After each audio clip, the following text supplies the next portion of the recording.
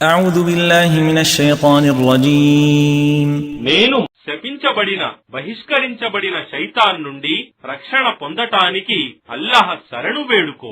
سيقول الذين أشركوا لو شاء الله ما أشركنا ولا آباؤنا ولا حرمنا من شيء كذلك كذب الذين من قبلهم حتى ذاقوا بأسنا قل هل عندكم من علم فتخرجوه لنا إن تتبعون إلا الظن وإن أنتم إلا تخرصون.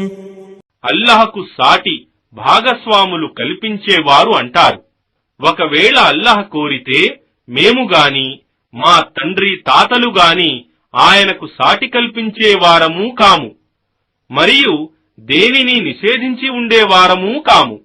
వారికి పూర్వం వారు కూడా మా శిక్షను రుచి చూడనంత వరకు ఇదే విధంగా తిరస్కరించారు.